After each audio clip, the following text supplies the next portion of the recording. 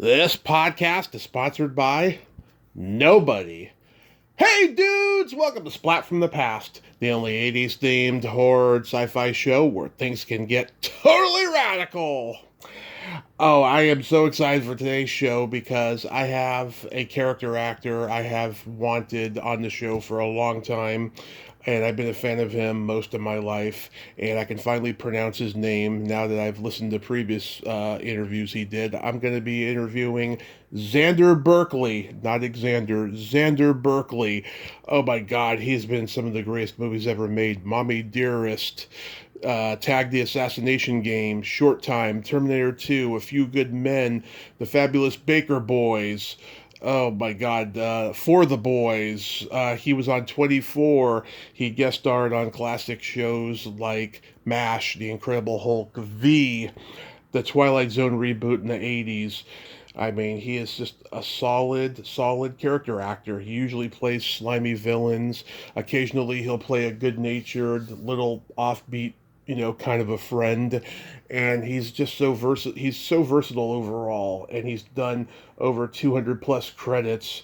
I had to choose and discriminate the absolute favorites, to get ready for this interview. And I am so friggin' excited.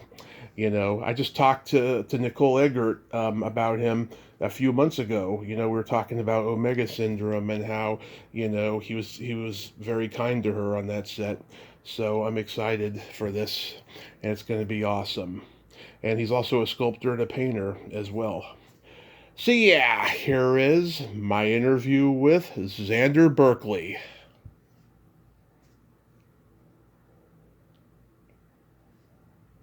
Hey, Xander, welcome to the show, sir. How are you today? I'm well, thanks. How are you? I am fabulous. I cannot tell you what an honor this is. I've been a fan forever, and I thank you so much for coming on today. You're very welcome. So, going back in time, did you gravitate toward acting early on in your childhood? Yeah, pretty much. Sort of more into costumes than I was toys for the most part. My mom knew how to sew, and so kind of exploited that. And, it activated my imagination, just dressing up as different characters, not to perform, but just to sort of go out and play make-believe as if I was in another time and place and another person. And that sort of stayed with me. I do plays in school, and then starting high school, kind of got adopted into the circus with a great troupe that was from out of New York that was living out in that part of New Jersey that was doing really cool experimental theater. So, yeah. Did your parents, take you all the way to New York to see Broadway shows? We saw a couple. We were about an hour out of the city, and we weren't, we saw a few, but we didn't have a lot of money, so that was a rare occasion. Yeah. So did you immediately get involved in school plays and community theater and all that? Yeah, I did a few school plays, and then the community theater was the one I was referring to. That it was just a great one in a town next to ours, and they did a lot of really wonderful, both classical and experimental, sort of progressive, avant-garde sort of theater, and I was really captivated by it, and sort of went with the whole early 70s ethos that I was growing up a part of, and really credit it in a lot of ways with helping me sort of feel really comfortable in my skin. In general, I went to college after that, thinking I was going to get a proper liberal arts education, but I got lured into the theater from day one, and just focused on that, and left college early to study acting in New York, and I was supported by my parents on that front because they'd seen me in plays and thought that I had a good shot at it, if anyone did. Yeah, you were in a play called Early Dark, and a casting agent encouraged you to move to L.A. Is that right? That is right. That's a rare bit of knowledge on the part of an interviewer. Well, it's funny, most things that are on Wikipedia are not right, but I'm glad that one was right. Yeah. So, like, what year was that? That would have been, well, very, very early in 1979 is when I was brought out. And when you came to LA, you then studied with Lee Strasberg. What did he teach you that you still use to this day? There were a couple of really kind of pithy quotes that I remember, and one of my favorites, it's not generally associated with the method and or Strasberg's general approach, I don't think, is that he said, people bring me a painting and there's no frame, and other people bring me a frame and there's no painting, and I ask, well, you have to have both. You can't have a painting without a frame or a frame without a painting. And he just stressed the importance of having both, and a way of framing a performance, a way of presenting it. And he says, I don't care whether you have the frame first and then the painting, or the painting and then the frame, but you have to have both. And that went along with a lot of the different people that I'd studied with in terms of how to get into a character, whether it be from the outside in or the inside out. And I had sort of prided myself, prided, it's a long word, but I had believed in the notion of being flexible and being able to work lots of different ways, because I wanted to work with lots of different kinds of directors and wanted to be adaptable to the situation and use an approach that was harmonious with the group. And I found that to be true, and in a lot of ways, starting with costumes very young, I also started with stage makeup really young. My father got me a book on it and got me a great professional kit. So I started hand in hand with the theater because I had an artistic inclination. My father was an artist and had gotten us art supplies since we were little. I was facile with my hands and really enjoyed finding a character through makeup and costume, and sort of so working in a sense from the outside in was a part of my early experience. And then the more I studied, the more I found different ways. Sometimes, building a psychological profile, a biography of the character, writing a sort of sense of who this person is and where they come from, is more representative of working from the inside out. But I like both, and like different approaches. Who were your classmates when you were in his class? Steve Railsback. Oh, nice. Was sort of one of the younger ones. I was one of the younger people there at the time, and there were some, and so a lot of them were like kooks that had been with him for a long time, and there's one guy that wasn't a kook. He was a great actor. Alan, we used to call him Garfield Gorwitz, because he would change his name back and forth over the years. Mm-hmm. Alan Garfield and also Alan Gorwitz, same person. Oh, yeah. Was there at that time. But there were a lot of people that seemed, I want to say, borderline, just fragile psychologically. I remember just sitting next to a few different people and weird nervous tics and sort of heavy, like, halting breathing.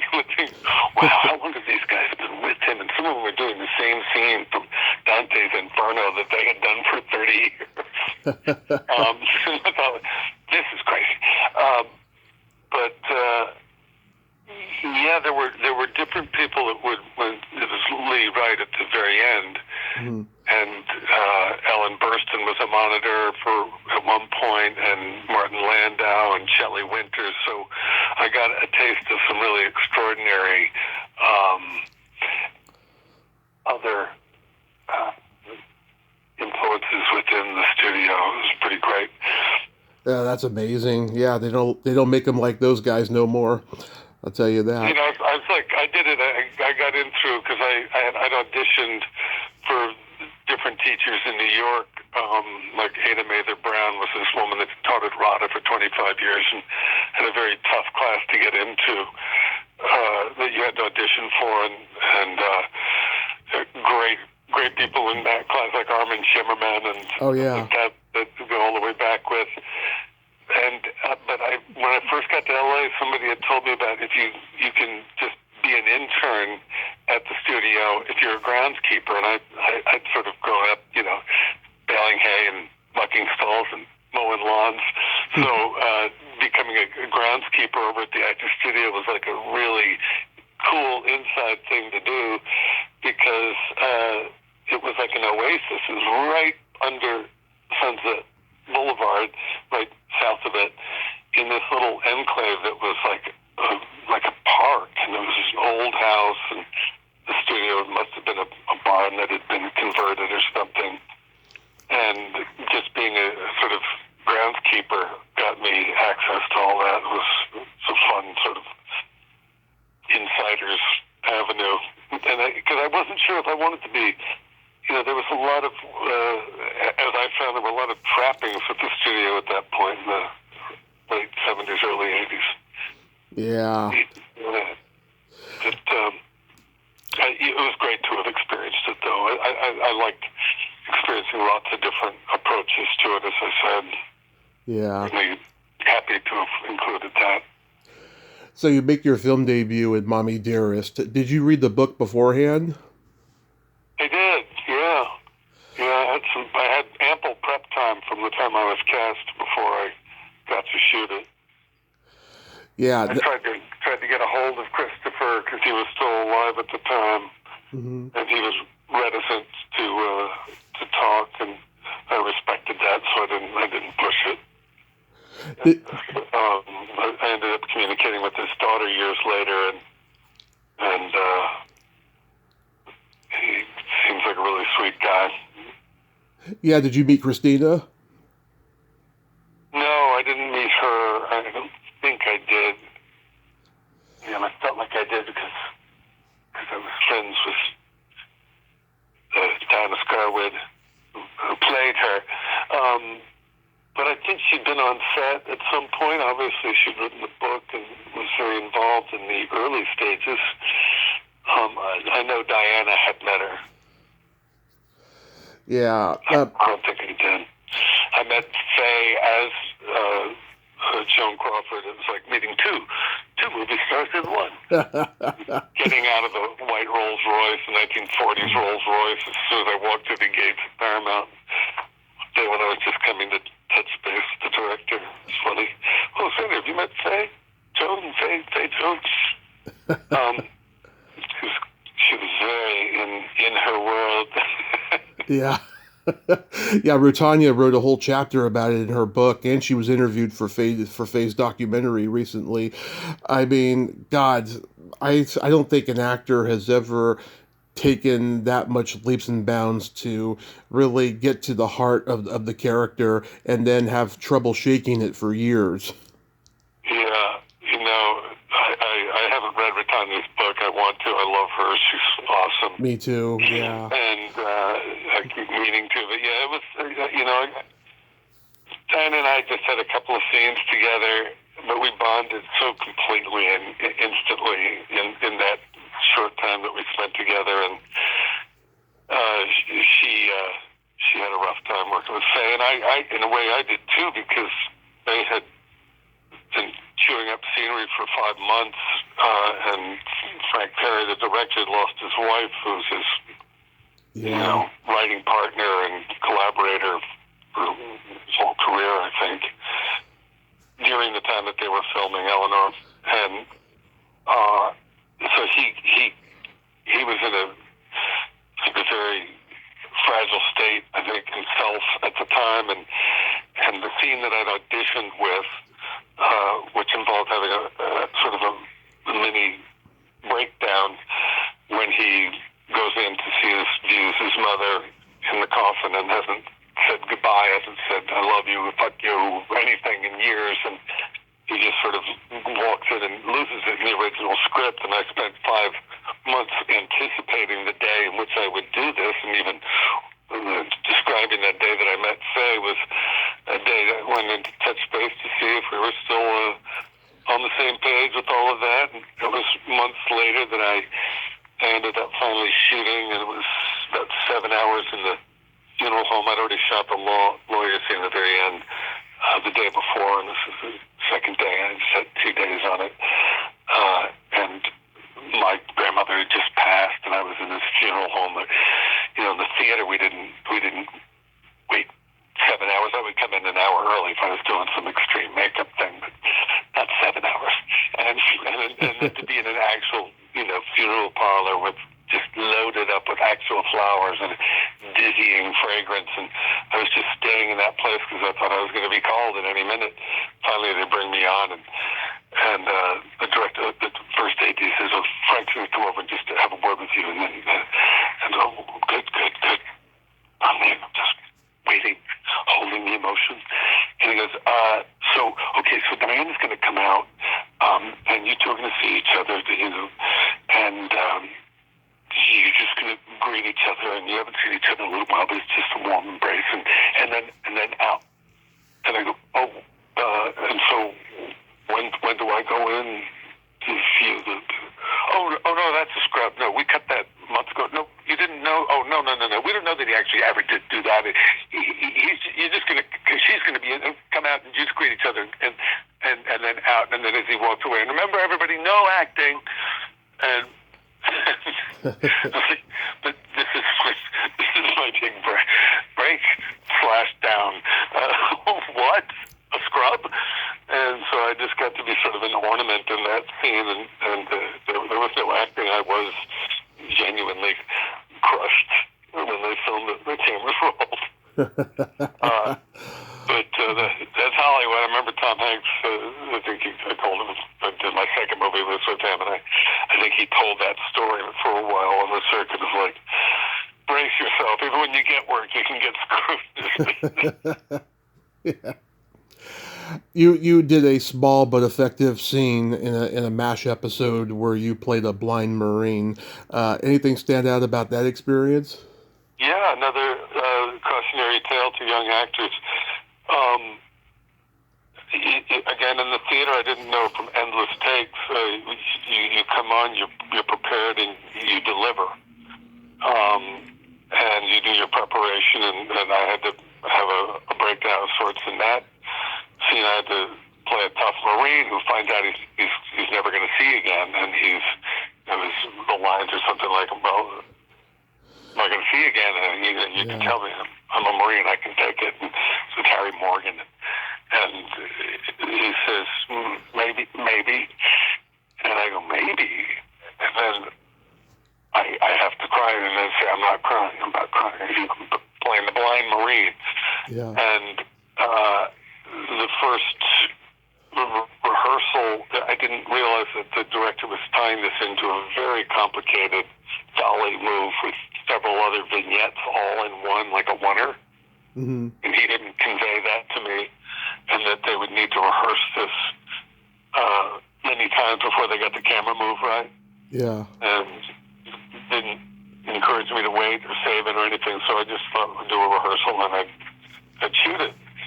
And because I was in bed, there was nothing complicated from my point of view. I'm just sitting there, and Harry Morgan's sitting in the chair next to me, and I'm looking straight ahead, blind. And the first several rehearsals, I got an applause from the crew. They've been doing this a long time, and like they were emotionally affected by it, and that I was emotionally affected in a way that affected them, and then we did finally got to shooting, and they continued to applaud me for being able to cry on cue and fight against it. Yeah. But they didn't. They did, like, they kept fucking up the camera move because it was complicated. And I remember, like, around take 6 or 7, Harry Morgan just put his hand on my arm and says, "It's the air fuck up." You're doing a great job. Just hang in there. And I was like, oh shit. Well, when are they going to get this? And the one that they used, of course, was the one that worked for camera. That was finally the move that was smooth and the focus was right. And it was like take 8. And I was all cried out. I was like, I had been crying for a couple of hours, I think, at this point. And, I was young, but 8 times in a row was still pretty. And, yeah, sort of looking like I felt like I looked like I'd been crying at the beginning of the scene. And it was, I remember I was so stressed out at the end of it. On my way home, I stopped for gas and somehow put my back out, which... Oh, God.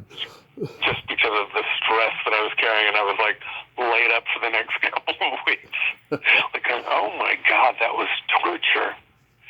And that was getting an episode of MASH. But they were so great. Like the cast was so lovely and so supportive, and the crew, like I said, was just so incredible. This director that was trying to ironically make his day, because I think sometimes you get a little bonus if you can, get ahead of the schedule.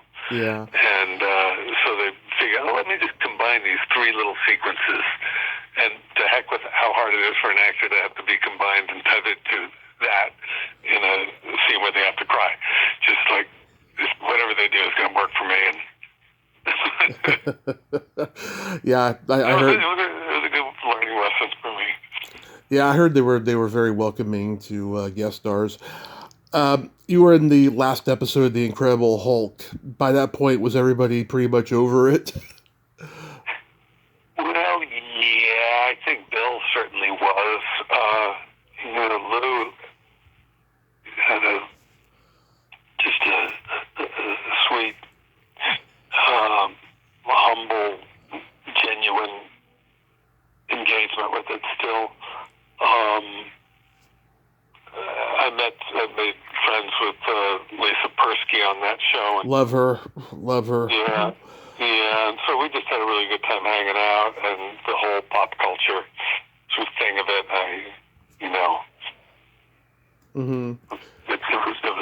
It was a blast, but I could feel how much Bixby was over it, and I was just glad to have been a part of it. When I was a kid, my brother had Tag the Assassination Game on VHS, and we used to watch it over and over again. Was that fun to make? Well, it's funny that these early experiences are sort of like the telltale. I mean, sometimes people get burnt out coming to LA from New York and go back to the theater because they don't get work. And some of those early experiences, like, in that case, it was very exciting because it was cast at the Zoetrope Studios at the time, and just going on to that lot was like pure magic at the time. And because it was Coppola and everything he was doing, they were making one from the heart at the time. And I had, can't remember whether it was The Outsiders was done before or after that, but I'd had, again, like I was cast in that before they decided to go younger with the Rat Pack. Oh, yeah. I sort of was set to be a part of that, but with Tag, the casting directors, Jane Jenkins and Janet Hershenson, and April Webster was in that, assisting them at the time, went on to become a great casting director on her own. They brought me in, and I think I was brought back 6 or 7 times to play the lead villain in Tag. And I couldn't believe that I was like, okay, the guy that goes psycho, it's like my early, and why were they having me so many times? I think it was like almost 7 times that I went back, and they ended up going with Bruce. The dark hair, I think they just wanted a balance of tights, and I just, like, because I was convinced they were going to use it, they wouldn't keep bringing me back, and so they kind of gave me that part in the opening as a consolation prize, which is like fine, but yeah, it was good. I remember meeting Linda, and she was so fabulous at the time. It was fun. Yeah, just getting those early jobs, both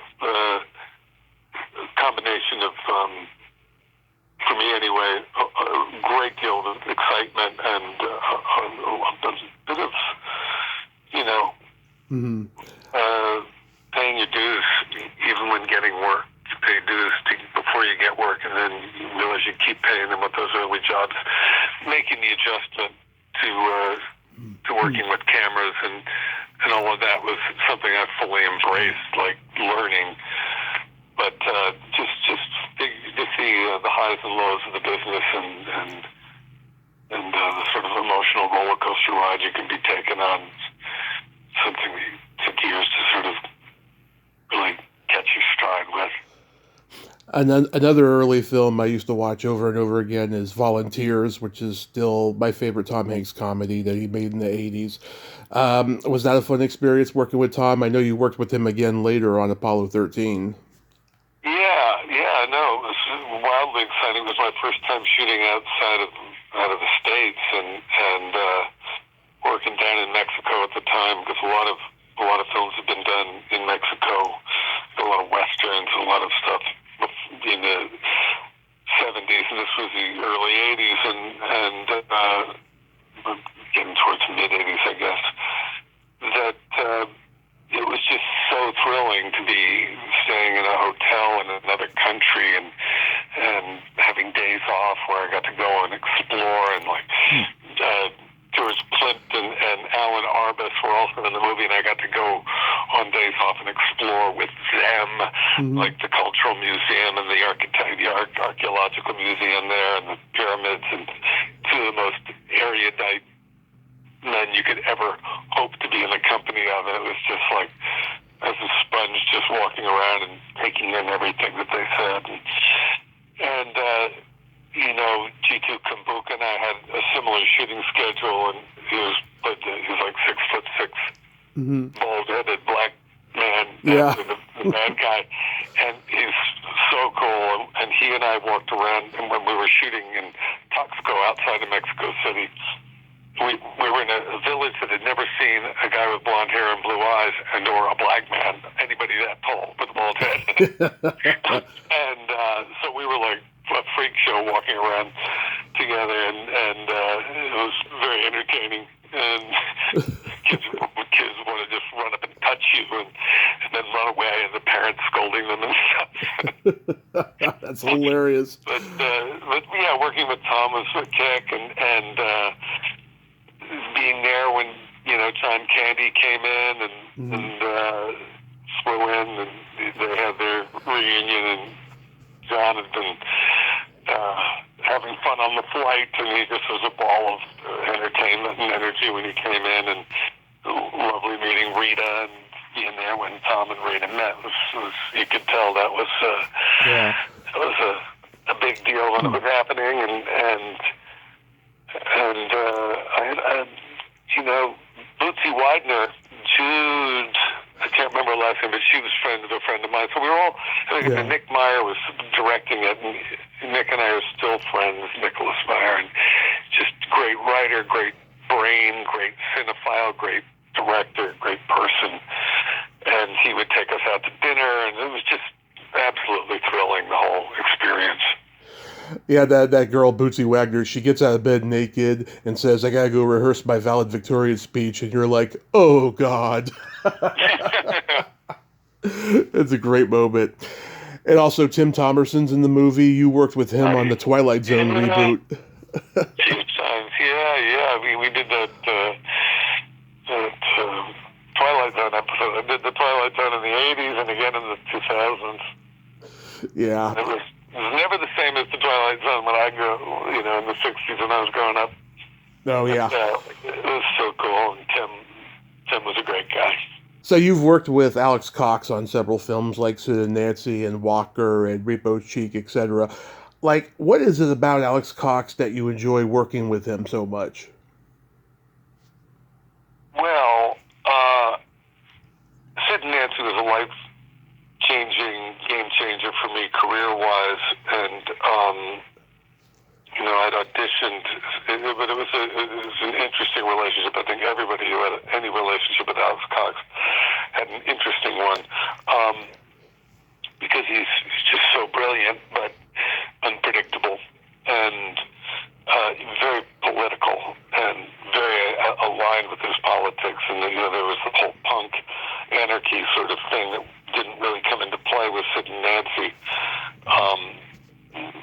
But I'd auditioned in LA, and I had done my own makeup and had gone to various extremes to be convincing as a junkie. And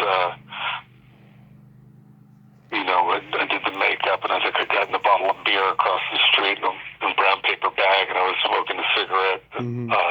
And got a pack of cigarettes, let the smoke go in my eyes, so I looked like, in addition to the very specific,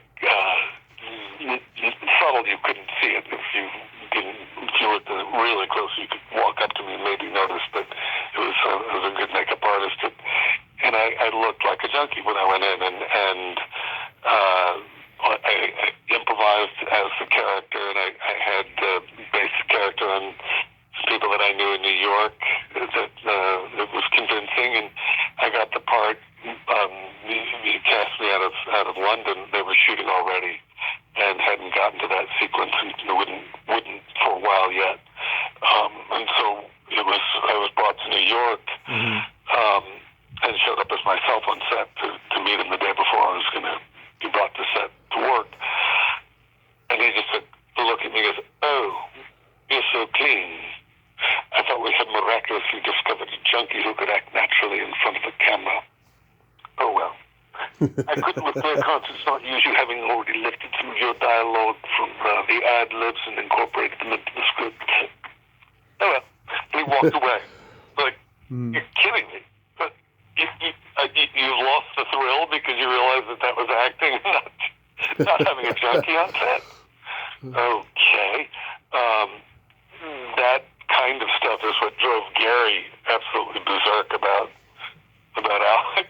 They did not have a good relationship, but it was just a ride at the time. Like, I so enjoyed the character, working with Roger Deakins and working with Gary. It was like an incredibly heady. The whole group, the co-writer Abby Wool was married to Alex and had written the script with him. So there were so many different people that were involved in that scene that were involved in making that film. That was just a brilliant crowd to fall in with on a sort of international film level. Yeah. He was fresh out of UCLA, having done Repo Man, but the people that he brought on were just so high level, and the producers, everything. And so I felt very fortunate, and he was very much enjoying what I was doing, and the last shot of the film, he leaned down and said, "Get your shots, we're going to Nicaragua." I was like, "Ain't there a war going on there?" And he said, "Precisely." And okay, get my shots, going to Nicaragua. That sounds exciting. And it did sound exciting. Because I love being a world traveler and not being a tourist, being, sent to places and flown and put up and being there as a worker rather than a tourist was just one of my, as much of a dream as becoming an actor was, and they were combined. And so I was very grateful to be included, but at a certain point, he was out in Santa Monica in this weird old hotel that he would stay in, and had me come out to meet with him, and he opened by saying, "Well, as you may have anticipated, we're having a bit of difficulty getting our visas in order, war and all. But I've written a spaghetti western in 3 days. We'll shoot it in 4 weeks on the old Sergio Leone sets in Almeria, Spain." Mm-hmm.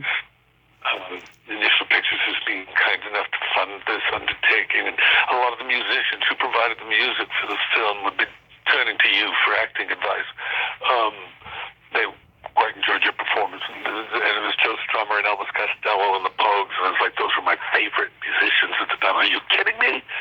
And so we all got to hang out in Almeria, Spain, and it was mad. He'd written it in a few days, and it was going to be tough to pull off no matter what. It was going to be fun no matter what, just because of the crowd and the environment. But every time we tried to help any of filmmakers, because they had a lot of people that were acting for the first time. They were musicians just having a romp. But those of us that were trying to ground it in something, every time he'd say, well, I don't know, what do you think? And he goes, fuck it, it's a B movie, let's go. And it was like, okay. It was one of those movies, when I saw it, I was like, kind of had to be there.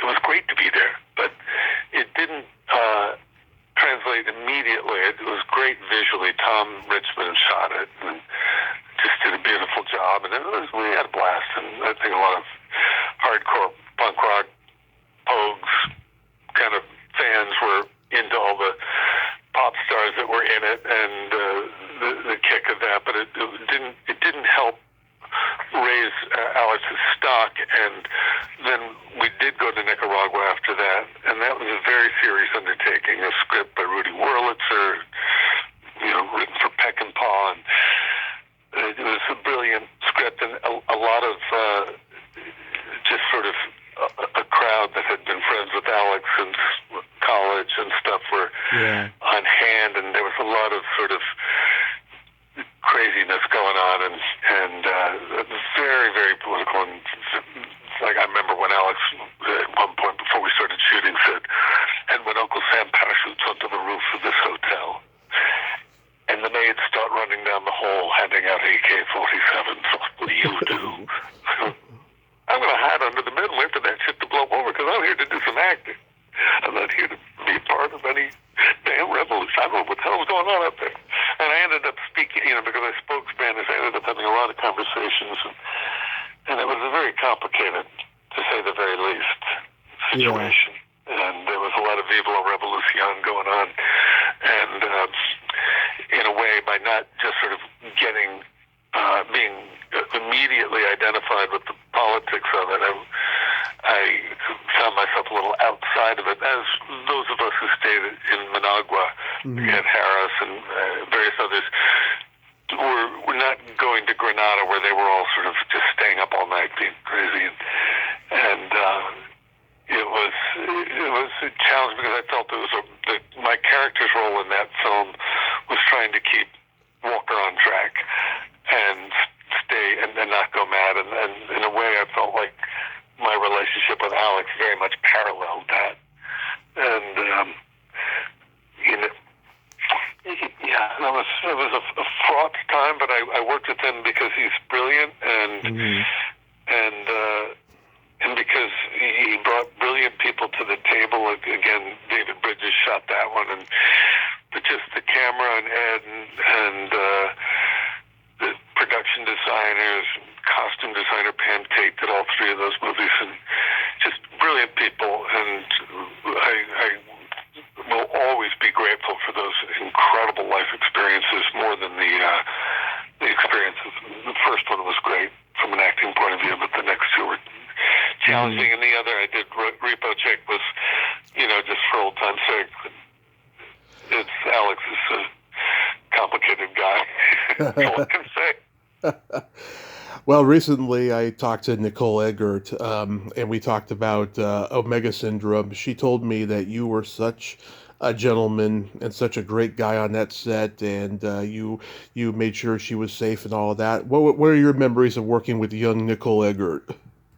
Just that I felt like very protective, and like this is a weird thing for a kid to have to do, and just sort of, as much as I was made up to be a neo-Nazi speed freak, psycho killer, I remember feeling like, especially because I'm made up to look so scary, and just talking to her like it would be many, many, many moons before I would have children, but like you would to a child, to try and make them feel safe and at ease and protected. Yeah. Cool. She's a cool kid. She is. And worked with Ken Wall again later on Wise Guys, and George Zunz I worked with a couple of times. There's some cool people. The director, Frank. Joseph Manduke. Joe Manduke. That's it. Yeah. Joe Manduke. he was a character. I did a couple of movies with him, and I actually got him to do a reading. I directed a reading. Got sort of a 40s gangster thing, and he was perfect for it. He was a good actor. Nice. Anything stand out about The Guardian with Billy Friedkin? Yeah, what was it? So there were a few things. He's just such an odd, again, brilliant guy. Yeah. He said, well, Xander, I tried to get away with that without bringing the characters to the police, but we've done some test screenings and they're not buying it, so we've written the scene in. They were already trying to patch it up. It wasn't the film that he'd hoped he would make, I guess. Yeah. It didn't come out the way, but I had a great time working with him, and he loved what I brought to it. And I'm calling me the next day after seeing the rushes, like, you're the kind of actor I want to work with. He just brought this truth and grounded it, and I was very flattered, and never worked with him again, but I always thought look forward to it, because he was a master. I got to work with some great directors, once not on their best films, and then you kind of feel like you get associated with a failure in their mind and don't get called back because of it. The first time I can remember seeing you play a bad guy was in Short Time. This is another one I used to watch over and over again growing up, and God, it was so funny. It's probably the most over the top psychotic villain you ever played. How was working with Dabney? Oh, he was fun. You know, he was in his thing, and he was a big star at the time, and Matt Frewer and I ended up hanging out all the time during that film. Yeah. And we had an absolute blast. And so most of my memory, even though, Dabney was great, he was very good-natured and everything, but he had that curmudgeon-y quality. Yeah. In all of his characters, and it wasn't a reach, I don't think. Yeah. But he was still, just so good, and you just, I felt like I learned a lot just watching him work. He kept it real, he kept it real funny, but he stayed very much in his own kind of world, and Gary was around. She was so awesome, and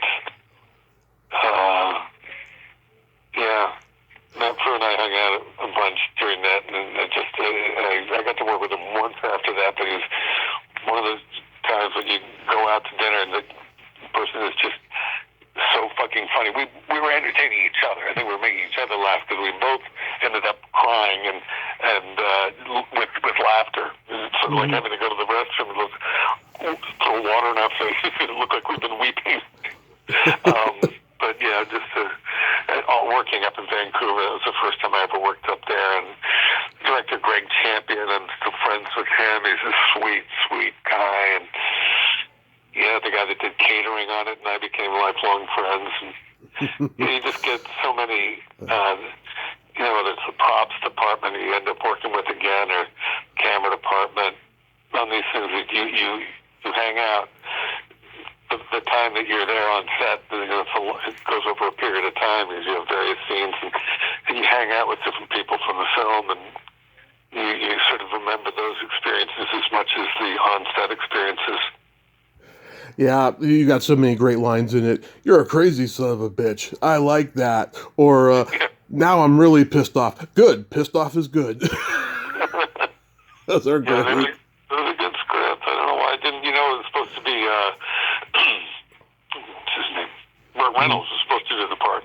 I can imagine Burt in the role, because by that point he was kind of a curmudgeon by that point. Yeah, he may well have been, but he was the kind of movie star that movie needed, I think, to connect with a bigger audience. And Dabney was a star, but he'd been playing the bad guy, sort of the not the bad guy, but the sort of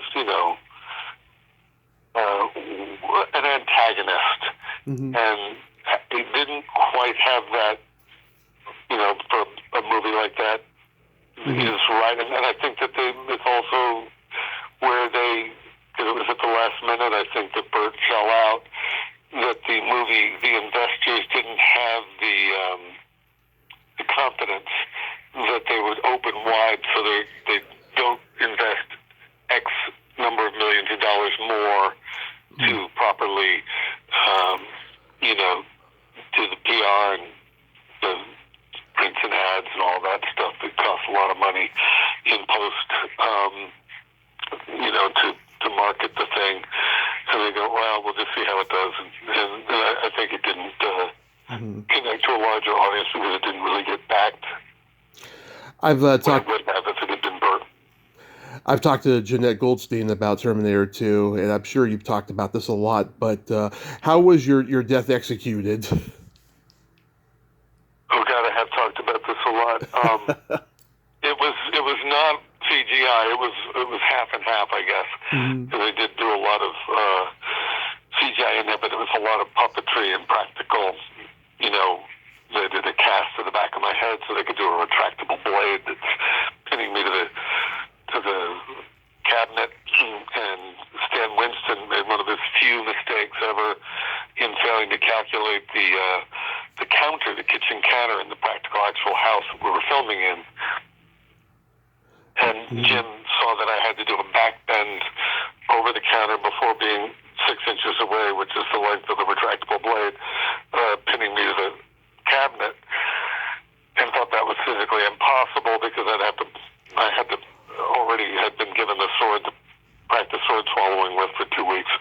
I got a toothbrush, so that was a major challenge for me. And then they were going to run a tube of milk and a tube of blood that split down at the very back, which they found so disgusting in one tank. Thank God they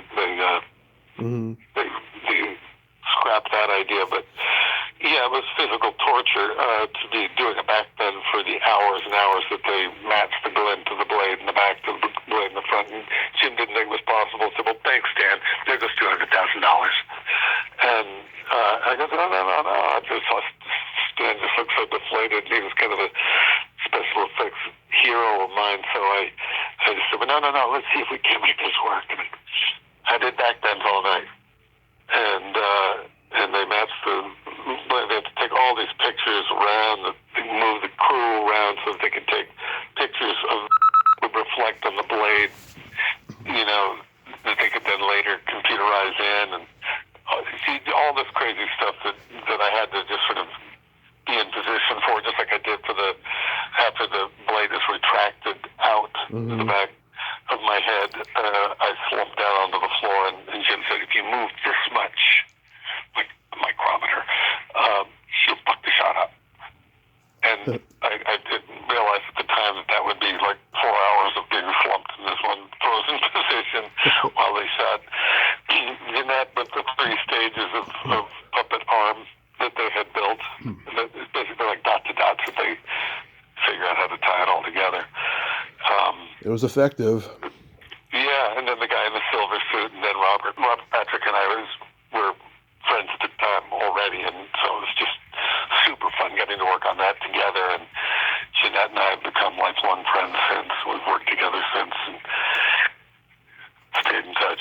She's awesome.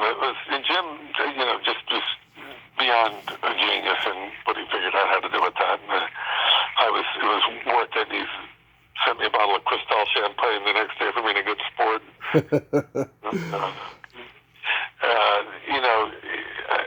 In awe of what he was able to do with that. And so grateful to have been a part of it. And I always like to reference a song that was written 25 years later by a guy named John LeJoie.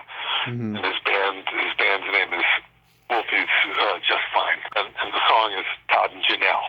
And it gives the backstory. He watched it 50 times when he was a kid with his brother. Great musician and a comedian from Canada who did a song. It is such a fabulous pop culture homage to those characters in that film. Another reason to be eternally grateful. So we recently lost the great Tony Todd. Anything stand out about working with him on Candyman?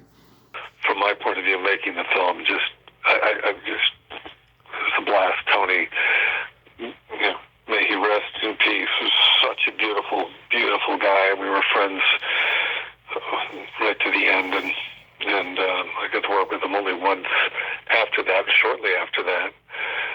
And but we always planned on working together more. We were actually working on developing something before he passed. And I got to do a little convention. I did it just because I hadn't seen Bernard in so long, and Tony, and did it somewhere in like Indiana, I think.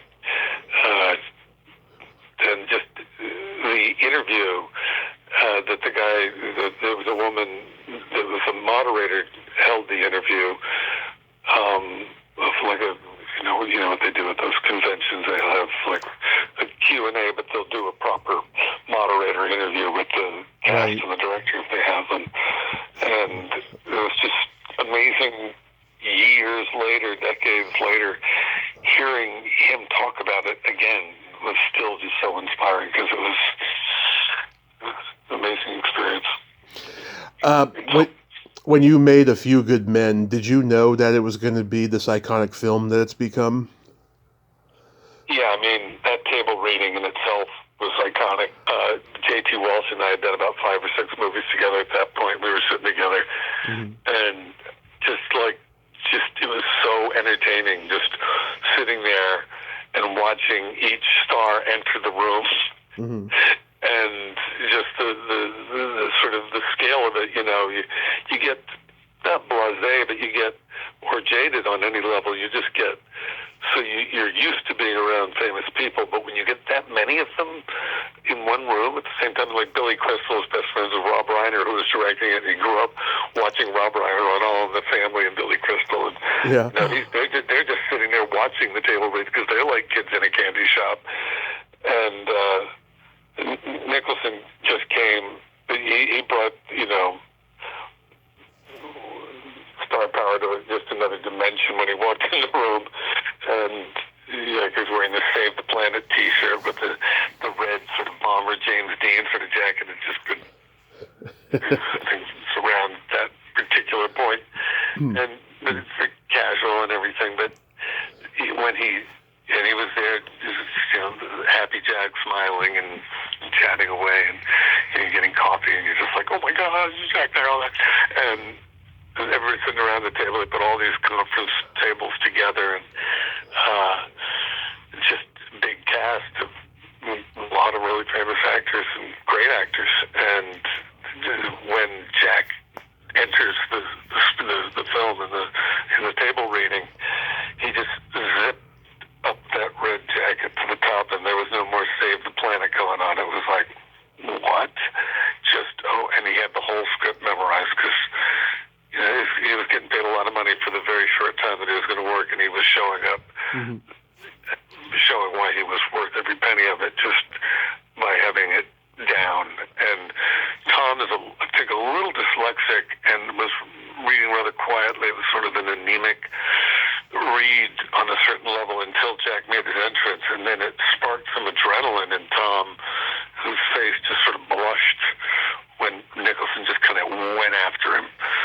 Again, off book, just taking it off the page, just like looking straight at him. And I watched Tom just sort of turn sort of red, and then something clicked, and he started, the homework that he had done on the script started to show, and he just took off and faced off with them, and it was like, shit, man, you can film that right there.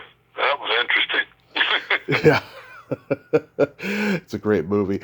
I remember years ago watching this made-for-TV movie called For Hope, and you were one of the bad dates that Dana Delaney has during this montage with John Ritter, Peter Scolari, Louis Anderson, and you. How did you get to be a part of this? I was working. I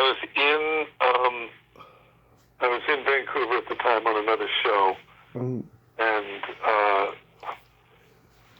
please help me out on the station. I was married, and he became a good friend, and he just passed away as well. Bob Saget. Yeah, Bob had heard that I was in the hotel, and so he just call my agent and make an offer, say I'm in the hotel if he needs to be talked into it. And I'd worked with Dana before, and we were friends, and so it was like a no-brainer. And I loved just getting to become friends with Bob Saget, which I would run into him. He's one of those people you would just run into around town, or in different places where I worked. He was doing comedy in Montreal when I was working there later, and just I didn't have to stay in touch with them because we would run into each other and have a blast whenever we would. Yeah, I'm still not over his death. I went to go see him in 2017, and he rocked the Improv in San Jose. He did an hour of stand-up, and he did a half hour of playing acoustic guitar, singing silly songs, and he just killed it. I mean, he was a showman. Yeah, he sure was. He was just a big-hearted,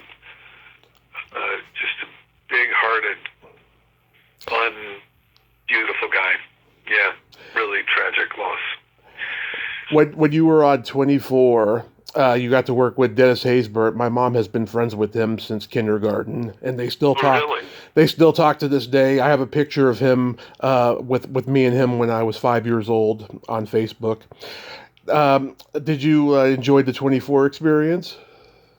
Well, I met my wife on the 24 experience. It was the biggest game changer for me. I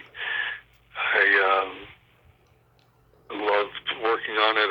I love what they gave me to do, and it was really just like a part in the pilot that they liked what I did with it, and so they started writing for it because I kind of added an element of sort of, I don't know, jaded, ironic, cynical wit, I guess, to the part that hadn't been in there. I think I improvised something in a rehearsal, and they incorporated it, and they just started writing for it. And then I was more of a movie guy than a TV guy at the time. There was more of a distinction than there is now. And you can kind of like, I always enjoyed flying under the radar and becoming different characters rather than wanting to be the same guy over and over until people couldn't shake the association of you with that one guy. And so the second season, when they came up with the twist that they did, they said, look, Xander, I know you don't want to be a series regular, but how about just 1 year? We have you at Hale Airport, plutonium in the first or second episode. You only got 24 hours to live. You're good. You're good after a year. And so, yeah, I said, that sounds amazing. Yeah, you can make up for a life misspent. And what that created in the way of opportunity, because I'd made it clear to them I wasn't just doing another season of being the guy that says, no, Jack, well, maybe, but this is the last time. And then just being a gratuitous prick. I said, do I really need to be a prick to his wife? And they go, yeah, we have one rule on this show, never bore. Okay, I won't bore anybody, but do I have to be a dick to his wife? and so they made up for it like completely. That was the first season, and I was on for the ride because God, I just loved the crew so much, and everybody on it, and Sarah and I were a secret thing. We'd gotten together in the beginning and then spent the summer together, and it's funny because before the show got picked up, we'd gone to Portugal and had driven across country and driven across to go get her in a sense, and then had driven her back with her stuff. She was living in New York, so packed up her apartment, drove west, and started the show a couple of days later, and Carlos came up and said, so what did you do over the summer? And I told him, oh my God, you've got to talk to Sarah. She went to Portugal and she drove across country too. No way. So it was all magical, everything about it. So what do you got coming up? I have another movie coming out called Major Barbara, which is a play that was written by George Bernard Shaw in 1905, and Wes Craven directed it, and I kind of played. The character's name is Andrew Undershaft, and he's a multi-billionaire munitions manufacturer, and very much George Bernard Shaw's provocateur character of just liking to set everybody's preconceived ideas about everything on their head. And so I found that incredibly challenging and incredibly rewarding experience to be a part of. And that's coming out. And I don't know if I'm allowed to talk about the other one that I got coming out, because that's I get it. a controversial thing that I don't know if I've been liberated to talk about it yet, but that's about to come out. And so I got a few things. And two movies that my wife and I both worked on in Maine that have just come out to be watchable on Prime. And one is called Ghost Trap, dealing with the lobstering community here in Maine, and the other one is called Heightened, which is cool because it deals with a comedic approach, but to a serious question of mental stability in someone who's we played the parents of a girl who's all of her perceptions are very heightened. That's her sort of mental spectrum sort of experience in life, and the girl that wrote it, Sarah Friedman, and directed it and starred in it, is a force to be reckoned with, and she's going to have a big career. She's very cool. She comes from Maine, went to Hollywood, and came back to Maine to shoot it, and we were in town. Got us to play the parents. We've done about 4 movies together since we've been here in Maine, and we're working really hard to get tax incentives for film brought to the States so we can do more and more stuff here, because it's a great place to be and a great place to film. That is fabulous. Xander, this has been a tremendous honor. Thank you so much for coming on today, and I'm glad that you're still out there, because we need Xander Berkeley on screen at all times. Thank you, sir. Thanks so much, man. I appreciate it. You have yourself a great day and be safe. You too. Take care. Thank you. Bye-bye. Well, there you have it. Xander Berkeley. Ain't he a cool dude? Oh, my God. What a great guy. Very insightful. Great stories there. Oh, my God. I enjoyed every minute of that. And I'm glad that we could chronicle his career of the cult classics he's done. Well, until next time, this is Tommy Throwback Kovac saying there's no shame in living in the past, because the present sucks. Later, dudes.